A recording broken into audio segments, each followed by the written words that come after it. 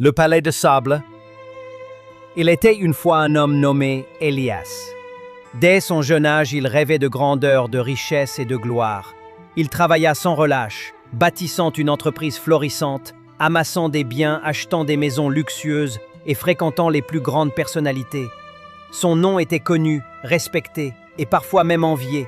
Chaque jour, Elias ajoutait une nouvelle pierre à ce qu'il appelait son palais de réussite. Pourtant, plus il possédait, plus il ressentait un vide étrange. Les rires se faisaient mécaniques, les fêtes semblaient creuses, et même l'amour lui paraissait intéressé. Un jour, en marchant seul sur une plage après un énième succès célébré sans joie, il rencontra un vieil homme qui bâtissait un château de sable. Elias, moqueur, demanda « Vieil homme, pourquoi construis-tu un château qui sera effacé par la marée ?» Le vieil homme sourit. « Et toi, pourquoi passes-tu ta vie à bâtir un palais que la mort effacera ?» Ces mots frappèrent Elias comme un éclair. Cette nuit-là, il ne dormit pas. Il relut un vieux Nouveau Testament offert par sa grand-mère. Il tomba sur ce verset.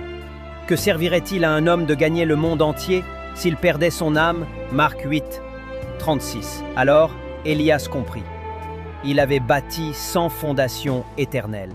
Son palais était de sable, tout comme celui du vieil homme, mais le sien était invisible et donc plus dangereux.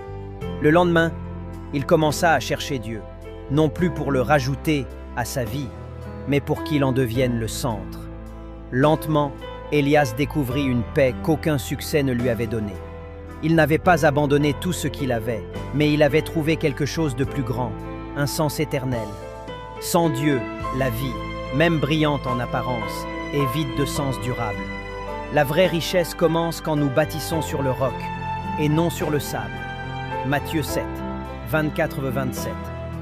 Si tu as aimé la vidéo, n'hésitez pas d'abonner, de partager, d'aimer. JS Ministry officiel.